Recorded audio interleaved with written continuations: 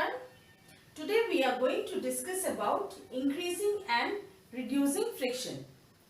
So we have already seen that in some situations we want to increase the friction, and we have seen that it's desirable, it's good when the friction is increased. But in another situation we have also seen that friction is not at all good, it's undesirable for us. So today we will discuss about increasing and reducing friction. Let's first talk about increasing friction. So we can increase friction. The common method of increasing friction is making the surface rough. In a smooth surface, the friction is very less. But where we experience increasing friction, where do we experience friction? Definitely in rough surfaces. So common way to increase the friction is just spread some coarse thing or sand on the surface, and so by making the surface rough we can increase the friction. So today we will discuss about different ways and methods for increasing friction and how is it useful for us. So first is applying brakes. We deliberately increase friction by applying or by using brakes in a brake system of bicycle and automobiles. When you are riding a bicycle, the brake pads do not touch the wheel. But the moment you press the brake lever, what happens? The pads arrest the motion of the rim due to friction, and because of this the motion of the wheel stops and the bicycle or any vehicle comes to rest. So by by using the brakes we can increase the friction. Next, so treaded tires. Look at the tires of the vehicles, your car or bus or your bicycle also. What do you observe there? You observe some patterns or designs are made on it. That is made to make the surface of the tire uneven, irregular, and make it rough, because in rough surfaces the interlock will be more and the friction will be more. So that this design and pattern provides a better grip on the ground, and so what will happen? The vehicles will move well on the road. That is one of the reason. Now is treaded shoe sole. You might have observed the sole of your shoe is grooved. That is done to provide better grip on the floor, so that if grooves are there, the interlock will be more and you can walk and run nicely. You will not slip. Next is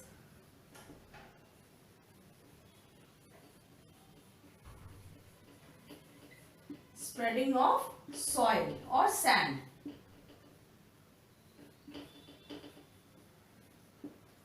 Have you ever observed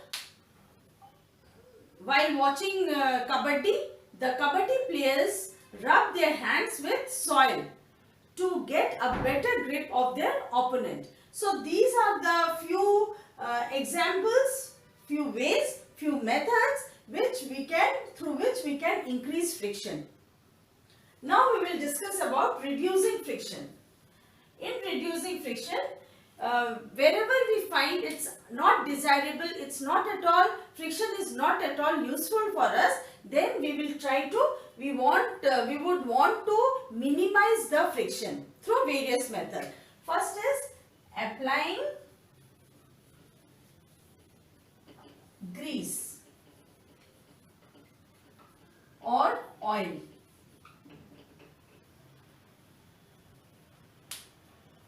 So when you will visit any machinery companies or any factories, what you will notice that we notice or we experience so much of noise of the machine parts. That is because of increase in friction. So it can be reduced.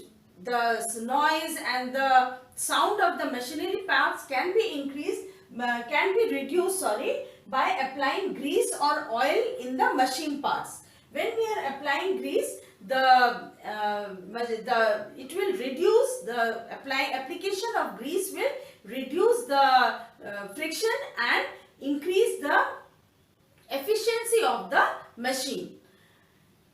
Many times you might have observed at home also that sometimes when you open the doors and windows, you hear a cracking sound.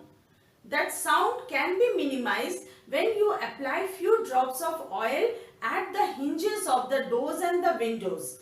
Application of oil reduces the friction, and what you will observe that the sound will disappear. At the same time, there will be a smooth movement of the doors and the windows. Next is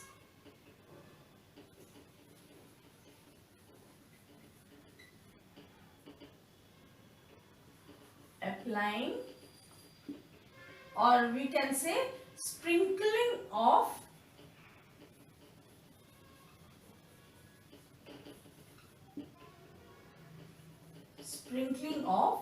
powder. I am very much sure that you all have played carom board, isn't it? Carom game, everybody might have played.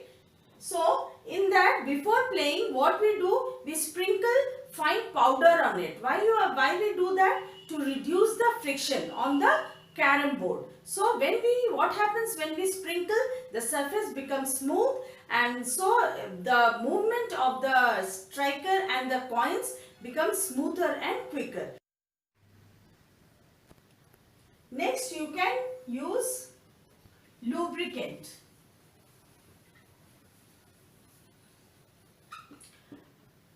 What is lubricant? When we apply oil, grease or graphite also in between the machinery parts, when these oil, grease and graphites are used between the machinery parts, what will happen? A fine layer is formed, and because of this layer, the machine parts directly do not rub each other. So with the application of this, the sound, the noise will be minimized, the movement will be smoother, and so one more thing, it again increases the efficiency of the machines. So those grease, oil and graphites, those are called lubricants, and the process is called lubrication. So like this we can reduce the friction. I hope everything is clear to you. And one more thing, in case of lubricant, like in many machines, oil and grease are not allowed. We are not supposed to use those things, maybe because of some reason. So in that situation, air cushions are used between the machinery parts to reduce friction. Thank you very much.